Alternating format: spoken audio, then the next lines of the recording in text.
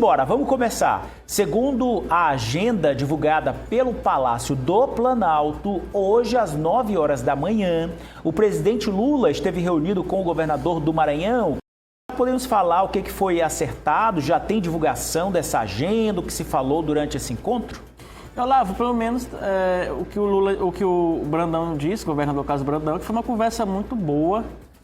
Ele considerou muito boa a conversa com o presidente Lula. As imagens estão aí, pelo menos pelas imagens, dá para ver que o governador está sorridente, né? O Brandão está sorridente aí com o Lula.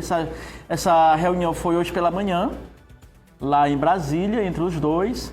Uma pauta que já era esperada há algum tempo.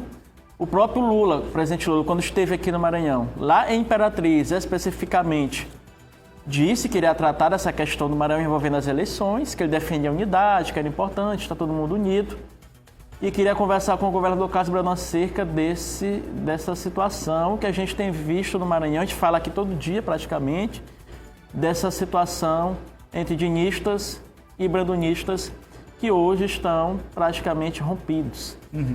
Que são, tanto os dinistas quanto os brandonistas, são aliados do presidente Lula. Né? Os dois, o governador Carlos Brandão é aliado do presidente Lula, os dinistas são aliados do presidente Lula, e ele esteve aqui em Imperatriz, até citou o nome do ministro Flávio Dino também. Então, hoje eles estiveram reunidos, quase uma hora de conversa lá, uns falam 40 minutos, outros falam uma hora de conversa, mas foi por volta lá de 9h30, 10 horas da manhã que eles se encontraram. E o governador Carlos Brandão disse lá na rede social que foi um encontro para tratar da questão política, para tratar das obras aqui no Maranhão, né, que é feito pelo governo federal, em parceria com o governo do estado. A gente cita a obra da litorânea, a metropolitana, por exemplo. Mas eu tenho certeza absoluta que o que dominou essa pauta foi a questão política do Maranhão e como resolver esse impasse hoje que a gente vê no estado entre um entendimento, uma pacificação, uma reunificação dessas duas alas que se dividiram, não é? Que estavam unidas no passado, no palanque do Lula, e que hoje estão divididas. Há essa divisão entre eles, dinistas e brandonistas. É isso aí. O Brandão deve ter ali falado dessa situação do Maranhão, em que ele deve ter levado aquela pesquisa, que ele ia ter mais de 70% dos votos, e que o candidato dele, né, o Orlens, o sobrinho, está bem posicionado nas pesquisas e que ele defende que o Orlens seja o candidato. Também deve ter colocado que talvez só renunciará para o mandato, disputar o mandato de senador Brandão, se talvez o Felipe renunciar também, e que hoje, no momento, ele não vê a possibilidade de sair do governo porque é inviável, não é? Segundo o próprio Brandão tem dito, não confia mais nos dinistas, não confia no Camarão, e não teria essa confiança para deixar também o Camarão governar e não teria esse respaldo para ser candidato, também o apoio aos seus aliados. Foi basicamente isso, com certeza. O Lula deve ter escutado, ouvido Olavo e Ricardo e feito ali as análises, talvez colocar alguma proposta na mesa, de entendimento, mas em suma foi só os dois conversaram, foi uma conversa reservada ali e que nós temos essa imagem dos dois. Até porque, Ricardo, o presidente Lula pode ouvir, mas de fato de fazer uma canetada, de dar uma canetada, ali efetivamente não tem muito o que fazer, porque o governador está no cargo. E aí o que faz mesmo é essa conversa que a gente até havia falado aqui sobre essas possibilidades quase nulas, né, sobre o recuo da candidatura do Palácio dos Leões. Não, é isso. O governador é um governador bem avaliado, né? Tem mais de 70% aí de aprovação no governo dele. É um governador que tem uma estratégia para as eleições, já tem um pré-candidato que está se articulando, que já aparece bem nas pesquisas, como o John falou. Agora, eu estou com o John, viu? Eu vejo que o Lula mais ouviu do que falou, né? E deve ter. Mas e aí, o que a gente pode fazer para juntar? Não existe uma possibilidade? Talvez o Brandão deva ter dito o que a gente vem ouvindo aqui no Maranhão já. Não, eu até toparia renunciar, desde que o vice também renunciasse, porque não tem mais confiança, né? E mesmo renunciar a essa altura do campeonato, para o Brandão, não seria assim tão simples, viu? por conta de acordos que já estão firmados aí com prefeitos, com deputados, com lideranças. É difícil você recuar desse ponto. Essas conversas, elas irão fluir. Esse foi o primeiro de vários outros encontros, inclusive não só com o Brandão. Eu creio que o Lula vai se reunir com os dinistas, com a turma do PT, com o Camarão, com o Márcio Gerri, com o Otelino, com a turma que faz o campo lulista aqui no Maranhão. E esse campo lulista inclui, claro, o governador. Eu sempre falei aqui, eu não vejo que o Lula vá ficar contra o governador Carlos Brandão. Mas isso não quer dizer que ele vá virar as costas para a turma que está lá do outro lado da dissidência. O que o Lula vai tentar fazer, esperto como ele é e matreiro, ele vai tentar juntar todo mundo, né? Deve ter ouvido do Brandão, sim, Brandão, mas aí como é que a gente fecha essa chapa? E o Brandão deve ter colocado lá, eu tenho aqui o meu pré-candidato que já está bem avaliado, né? Tem o senador Everton, que o senhor disse para mim que queria que ele fosse o meu candidato ao Senado, mas nós temos uma vaga para o Senado e temos a composição para a disputa para a Câmara Federal e para a Assembleia. Tudo isso está em aberto ainda, né? Isso é o começo de uma série de conversas que certamente ainda virão. Até porque o cenário que se desenharia numa possível, uma especulação aqui, Brandão renunciando, governador Brandão, e o vice Felipe Camarão renunciando, seria o caso da presidente Iracema da Assembleia assumir o cargo. É isso, Ricardo? Assumiria após uma eleição, né? Teria uma eleição... Ela assumiria e convocaria uma eleição... Em 30 dias. A eleição entre os deputados, né? E aí essa eleição vai que dá um 21 a 21 de novo, né? Mas eu vejo mais uma coisa certa assim, né? Mas eu vejo mais aí, talvez por isso que o Camarão falou ontem, não é? Vocês viram? Porque não renuncia, Sim. Né? Porque assim, eu vejo assim, se o Brandão renunciar, o Camarão renunciar, assume a Iracema Vale. E aí eles conduzem, acho que o governo, com a maioria da base, conduz o processo e elege o que eles quiserem. Elege. Se tiver a repactuação, elege, tranquilo. Por isso talvez os rudinistas não, mas aí a gente não consegue... Aí a Assembleia voltaria a ter aquele score, 41 a 1, né? Só o Fernando Braz que não votaria. E é complicado, assim, no meio desse resultado que já teve aí, dessa metade, porque como é que você vai confiar? Acho que a confiança está quebrada na esfera do Executivo, do Legislativo, está difícil deles confiarem uns nos outros, diante desse cenário que a gente vê aí nos últimos meses. A turma precisa ter maturidade, eu já falei aqui, a turma precisa ter maturidade para compreender que a decisão é do governador, a prerrogativa é do governador, aquilo que você falou lá, nem o Lula pode impor. É uma decisão do governador, ele que tem o controle da própria sucessão. O que a turma precisa compreender, eu me refiro aos dinistas, é que eles precisam pensar na renovação dos mandatos de deputados, né? Deputados estaduais, deputados federais, que eu repito, tem muita gente que não gosta quando eu digo isso, mas é a minha opinião. Eu os considero necessários, né? Pelo conteúdo de proposição, até mesmo quando fazem oposição, o fazem. Às vezes tem o excesso, mas onde não tem excesso, né? Eles o fazem de uma forma inteligente, consistente. E eu quero até aproveitar aqui, me retratar aqui com o Camarão. Ontem eu fui muito duro com o Camarão, né? Fui muito duro, minha filha puxou minha orelha. Pai, como é que você fala daquele jeito com o Camarão? Camarão é gente boa. Tão bom. Então, eu peço aqui desculpas ao Camarão. Fui muito duro com o Camarão. O Camarão está tendo uma posição de marcar o terreno. Né? Olha, eu tenho o direito de querer ser candidato, eu sou pré-candidato e tal. Vai caber ao partido decidir se ele vai ou não ser. Mas ele está no direito dele e está, convenhamos, né? Mostrando que tem personalidade. Ainda vejo que ele errou naqueles pontos que eu citei ontem aqui. Mas eu fui duro com o Camarão.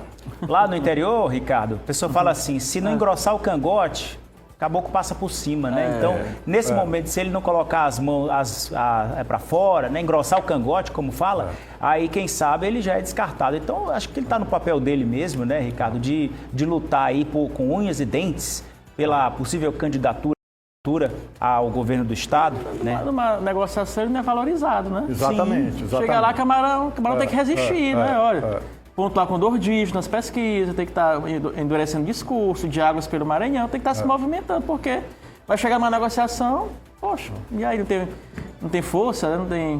não é valorizado, então ele precisa estar fazendo o papel dele, como o Ricardo disse. E se dormir,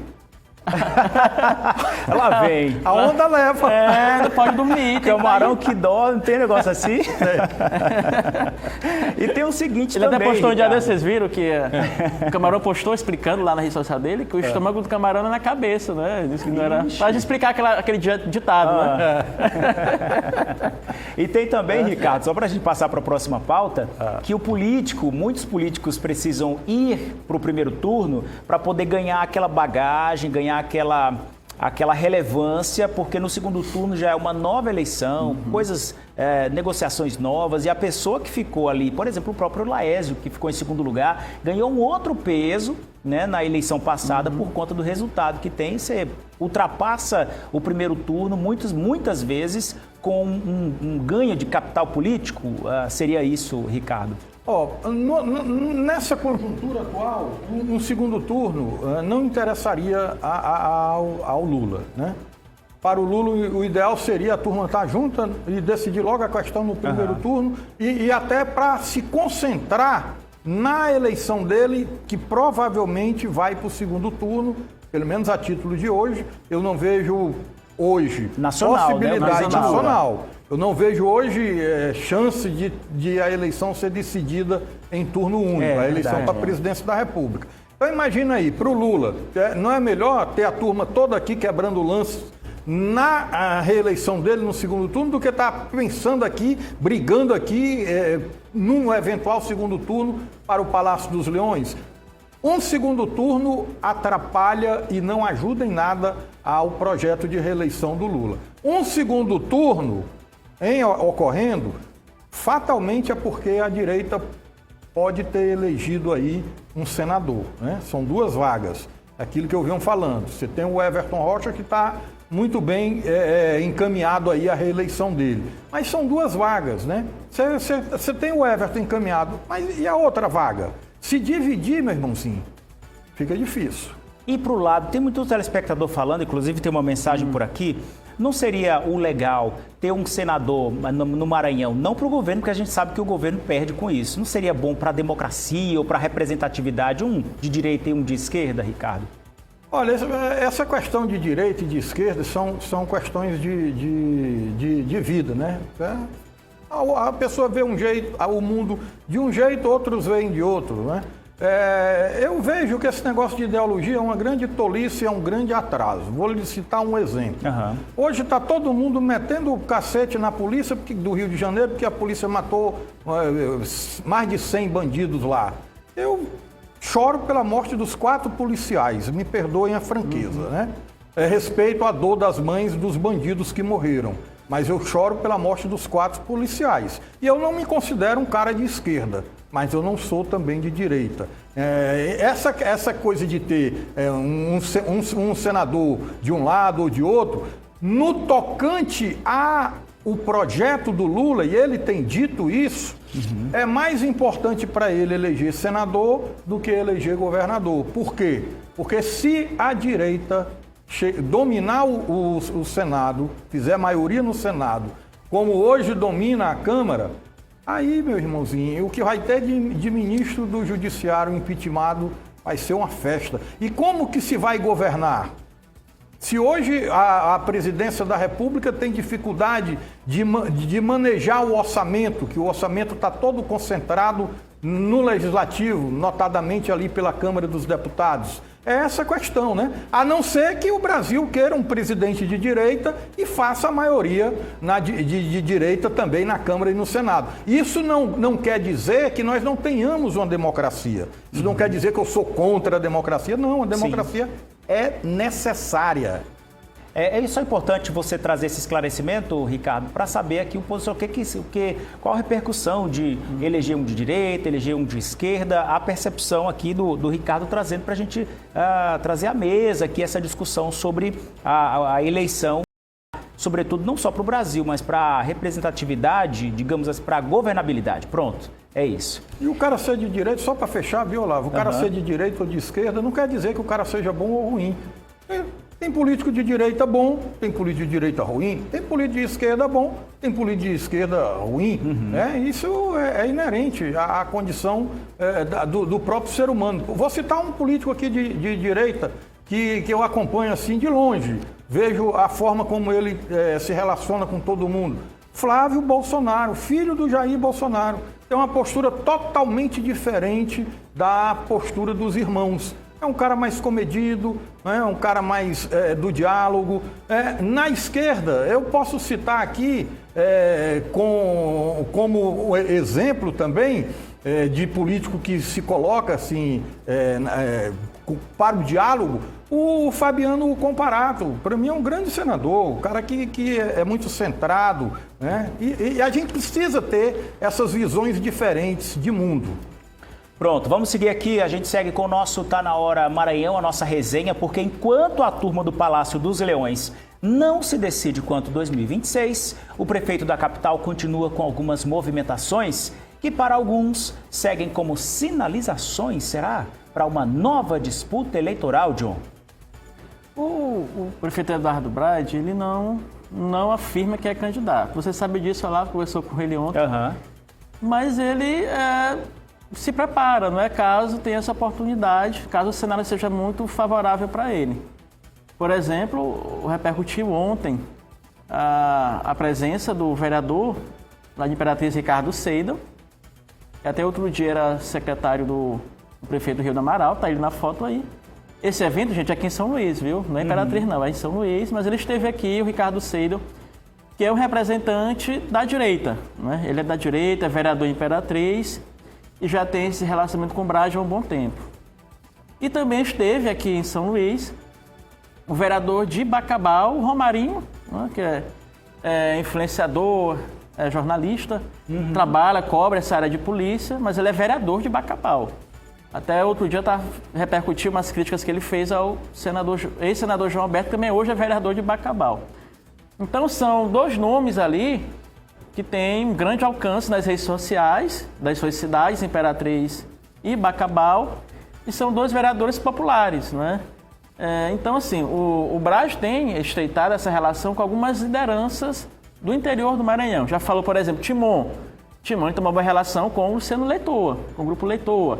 Lá em Coroatá, o Braide tem uma relação muito boa, dialoga bem, lá com o pessoal da Movelar, o ex-prefeito, essa turma toda. Então, cada cidade ele tem ali alguns representantes, sobretudo alguns que têm mais penetração nas redes sociais no mundo digital.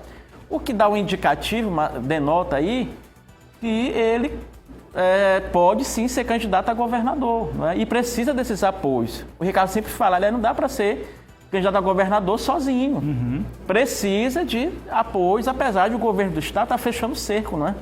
O governo do estado cada cidade tem que pegar a primeira força, tem que pegar a segunda força, mas não dá para pegar todas as forças, né? Sempre tem alguma cidade, alguma liderança ali que fica solta, que não quer ir, né? Porque tem a rivalidade com o prefeito local, com o grupo do prefeito local. Ele acha, não, se vou pegar um outro candidato, porque eu não vou apoiar um candidato que já apoia aqui meu adversário na cidade. Vou ali tentar apostar no outro nome aí, quem sabe se ele ganhar, ele me apoia para prefeito, né? Então tem essa questão toda.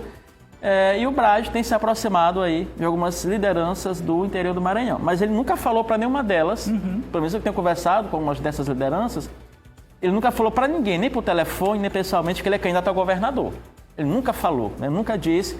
Você pode perguntar aí para o Romarinho, lá em Bacabal, pode perguntar aí para o próprio Ricardo Seidel, se o Braide chegou a dizer que ele vai ser candidato a governador. Ele não disse.